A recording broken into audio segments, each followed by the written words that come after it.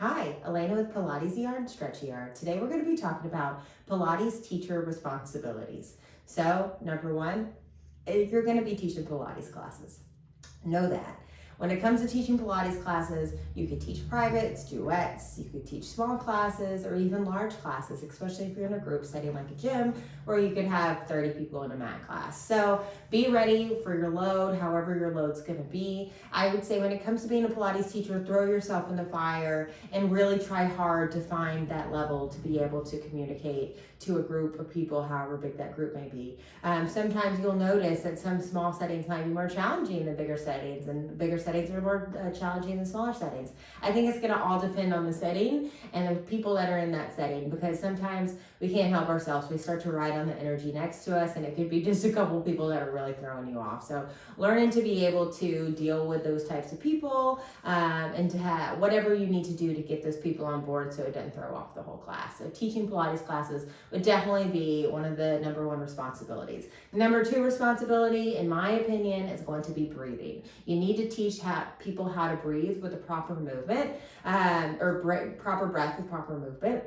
So when it comes to breathing principles in Pilates, if I had to break it all down, you exhale on the work, you inhale on back extensions because it creates more breath or more space in our lungs, so you get bigger in your back extension. And I'm gonna say those are the only two. Now, ready? I'm gonna contradict myself. If I was doing a stretch of some sort, the fascia focused lady in me, if we're going into a flexibility, if I'm going to a lunge stretch, I want to exhale into that stretch so those fibers let go on the exhale. So if I'm more of a stretchy situation, I'm going to choose that exhale. If I have a pregnant person and I need to think more of strength, I want that exhale whenever they're closing into that split, because I need that pelvic floor to lift up. So it's going to kind of yes for this person and yes for this person. So I said about 3 principles, and you can kind of go back and forth on those, but exhale on the work and inhale on your back extensions for the most part. I would say demo classes, but learn how to be the Pilates teacher that can sit there and say everything you need to with your mouth. Heaven forbid anything happens to you and you wouldn't be able to use your physical body, you could still sit there and teach. So I used to walk a mile with every Pilates class that I would teach, just going back and forth. And I've learned how to sit down, where I do back and forth, where in the morning, if I have a cup of coffee, I want to sit there for a second. And then once that coffee hits, I want to just go back and forth and talk and get excited and teach you principles. So learn how to do both, because they're both going to benefit you. And sometimes some people might not like you keep coming by them. So noticing that energy, if that's the case, try to be that teacher that can stay far away from them so they can get their whole practice. Sometimes it's very intimidating. Put yourself in any group learning environment. When that teacher is right next to you or right over you, it feels very daunting. So try to be aware of how you hold yourself as a Pilates teacher. And if you need to give people a little space, give them space. Now, on the next point, you need to assess client needs. So that may be one of the needs. If somebody is not so mobile, being aware of those needs. If you're teaching chair work and they're doing a press down, single leg press down on the chair, that's a lot of balance challenge. So if you see that one person that doesn't have that strength, being able to put a pole there for them, if it's more of an advanced class and you didn't want to have poles for everybody else, to be able to quickly know and modify how you can do it for that person. Modifying exercises, I'm going to slide that one in there as well. To me personally, every Pilates exercise can be broken down. I like to break it down in like 3 different sections. And then I call those 3 different sections preparatory moves. So if somebody is having a hard time doing the whole exercise, they do a little bit here, maybe they're killing it, they got it. This section right here might be the hard part. Like let's say a roll up, for example, that one little section is really hard to get that back off the mat. I'm gonna train that section and then see if they're having a problem with this one. So I try to figure out where in the exercise is the problem, and then they can end up doing the whole exercise. So being able to modify each exercise. And let's say if somebody just came in with a rehab of a shoulder surgery, Pilates principles of alignment, slide alignment in there, that's another one. Pilates principles with alignment is very simple. Ears over shoulders, shoulders over ribs, ribs over hips, hips over knees, knees over ankles. If you're standing, if you're doing anything in a walking situation, your hip socket, where your leg comes out of your hip socket, not hip width apart, not as wide as your hips are, where the leg comes out, hip, that front of the knee, the patella, and it shoots about second toe, first, second metatarsal, right between the two in my alignment principles anyway. You always want to think those are in alignment. So if my legs turn this way, you see that's in alignment. If my leg turns out to the side, those are following that same alignment. So those alignment principles follow through every way you can lay, move, stand for the most part. So if that person with that shoulder injury, you need to be able to modify. If they're going into this position right here and they're like, oh, I can't do it. Oh, I can't do it. Their shoulder is pulled out of alignment, as you can see. They're lifting it up every time. It happens right there. That's as big as that needs to go. So just honoring, holding the body in proper alignment is going to rehab that person in the most efficient way, because it's going to come from the core where it's all moving from in the first place. So don't think that it is a whole lot to think about when it comes to really rehabbing somebody. If they're pulling themselves out of alignment, that's always your stopping point. Simple as that. Alignment and breath are like the biggest things of Pilates. Also, slide this one in, calm movement. Fascia focused, our nervous system can either be extremely excited or calm. So a tiger's running after us, or we just woke up from a nap. Our body knows no different when it comes to the nervous system. But our brain, what we're perceiving, is telling our brain, tiger's running after us, and those hormones are just going through your body. You have all these things shooting out where your heart's like, something's happening. You need to perceive in your mind that it's not that bad. Usually we're like on our phone and we're watching a crazy video and we're like, I can't control this. So it gets us in that excited nervous system. Think about how much social media does that to you. News does that to you. People that you work with do that to you. Driving down the road does that to you. You need to check yourself before you wreck yourself. Check yourself to be calm and cool and controlled all the time. To me, the whole Pilates principle is nice and smooth. In a classical Pilates, all the contemporary moves, you're going to have, or comprehensive moves, there's like 5 exercises that are done fast. Everything else is done nice, calm, and slow. So being able to teach people how to do that, because almost every other workout out there, I would say other than yoga, not fast-paced yoga, of course, it's gonna be a really fast-paced kind of movements, where we need to teach people to slow down, do it smoothly. Notice when you extend that leg, when that knee gets crazy, that's an excited nervous system right there. Tune that tissue to be calm and steady. So being able to assess clients and really trying to tune them into that calm nervous system and teaching that to our society these days. I would say being motivated, have a positive environment.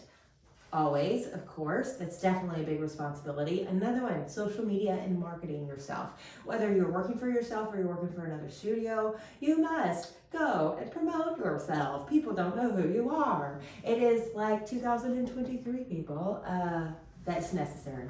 You got to have a face. And to me, think about, usually on social media, if you're our social media person, you're on YouTube, whatever it is, we want to figure out who that person is. And I would say when you're doing social media, be yourself. I mean, if you can find something that makes you laugh.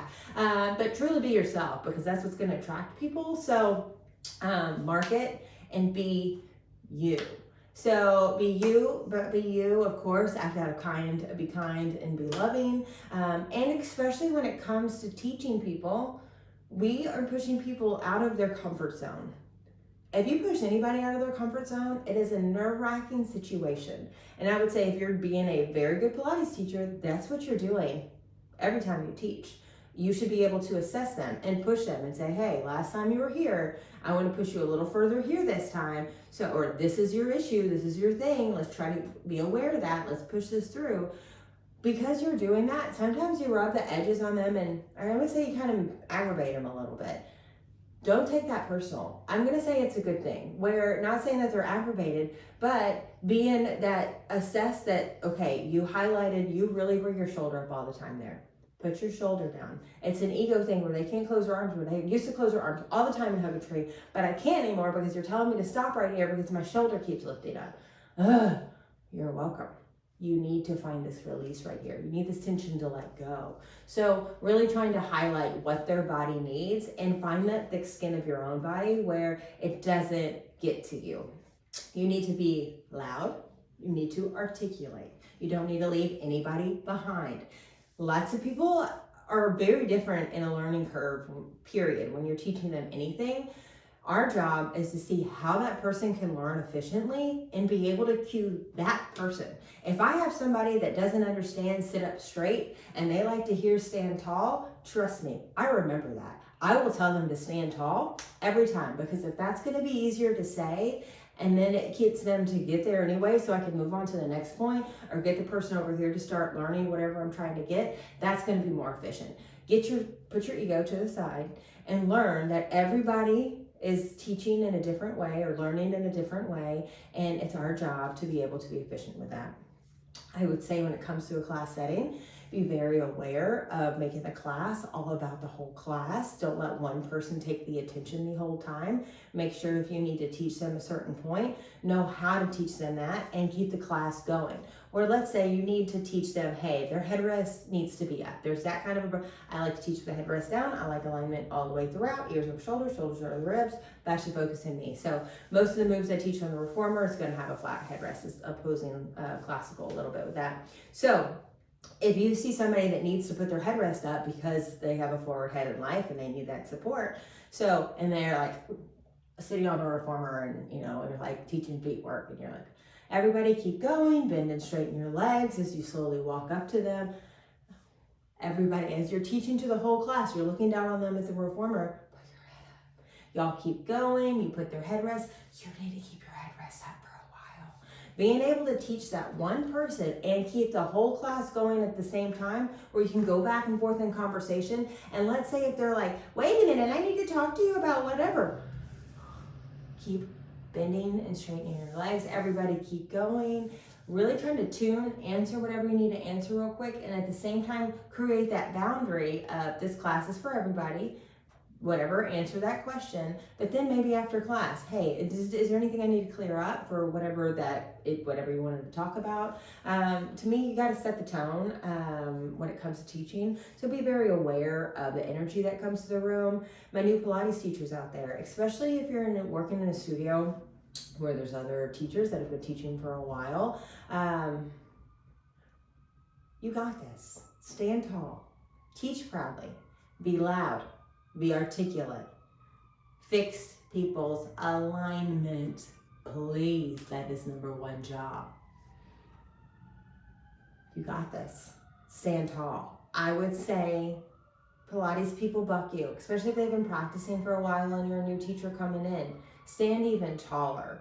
To me, if you stand there with more confidence and you teach, if you taught me a basic class with the most basic moves, and I've been practicing for 21 years, I am very happy, because I haven't taken a basic class with basic moves in a long time. Especially if you're standing over me saying, get your knees over your toes. Make sure you're keeping your pelvis nice and aligned towards your rib cage. You're continually reminding me of how I'm holding my body. I know myself. I know I haven't been practicing that way. I am dying for somebody to teach that over me. So if you stick to the principles and you stay on your game, you're teaching somebody probably one of the best classes that they've gotten in a long time, because the more advanced they are, usually they're doing lots of fun things, and they're doing, it's advanced work. They're not doing 8 exercises each time. They're doing 1 to 3. So bringing them back to basics really highlights a lot of stuff. So alignment and breath. If a lot of people out there in the Pilates world, I feel like that gets skipped over. They're just doing the Pilates moves.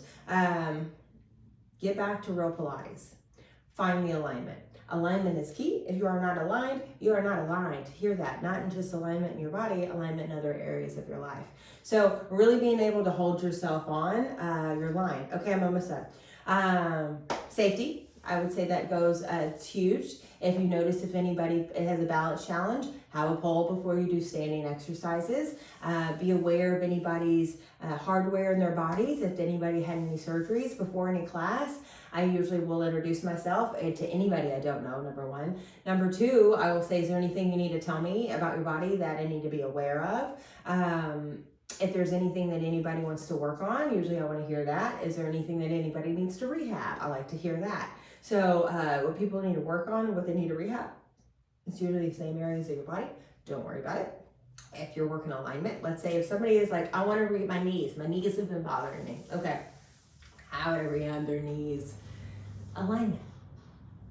Any exercises that you're doing, notice where it's at. How is the foot reacting? How is the knee reacting? Make them make that balance. And usually if you do it on a lighter spring setting than what that natural spring setting is, it's hard for them to hold that balance. Those slow twitch fibers, they are like, oh my God, that's it. That's what they need to find. They need to figure out how to hold those hips and those knees properly so the deep front line fascia focus, the deep front line can engage properly to be able to hold that. So alignment, calm breath work.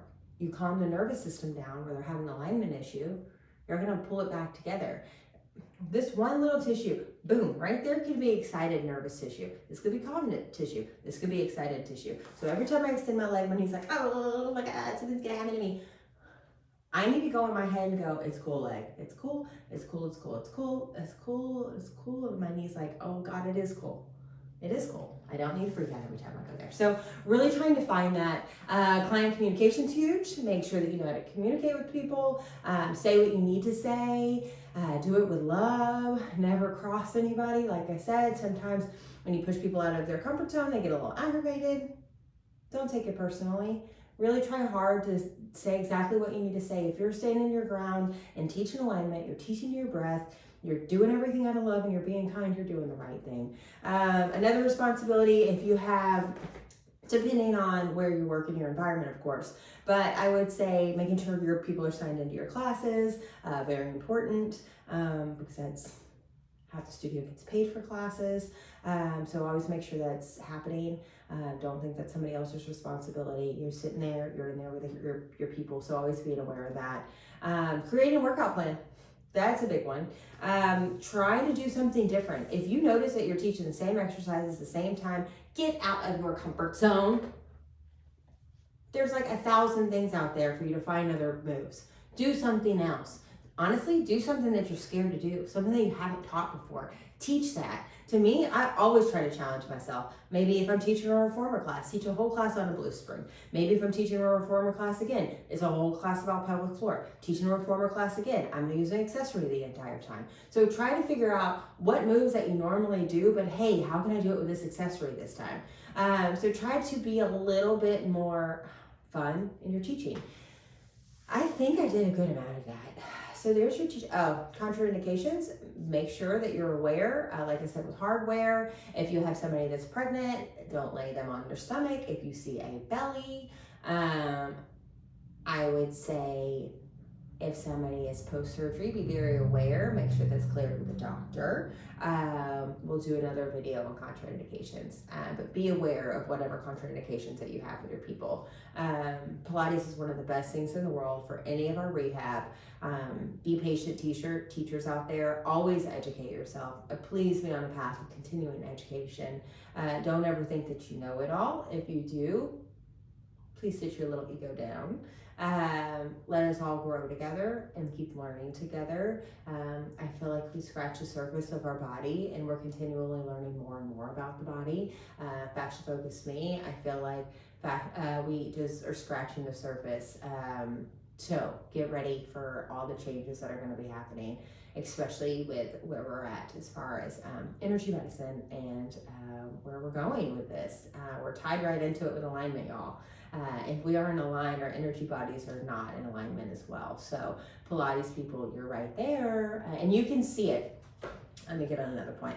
You can see it in people. I would say the first season of Pilates, if somebody comes to you to start teaching Pilates, and they're like, mopey mom, like, oh, I've just been like with my kids all day, and like they just hardly say anything about themselves, and they're all like closed off. And like 3 months, homegirl is like popped out chest, sitting in her alignment, will tell you her opinion, is totally her, grounded, centered, where, my God, we all need to act from that part of ourselves. So to me, it's like how Stella got her groove back, and we're talking about an older movie, but it's like how you can get your energy body back. That's alignment in our body. We're teaching people to be able to how to hold themselves, especially a mom. This energy area got wrecked, and it has been for years. So really trying to teach her how to hold on to herself again and who she is, what she is, and where she's grounded. Keep that grounded and stand for. Anyway, so wherever we're going these days in education, we're here. Find alignment. I promise. We need to get people to be a lot more grounded, especially where we are these days on our devices. So thank you for watching the Pilates Teacher Responsibilities. Thank you for joining.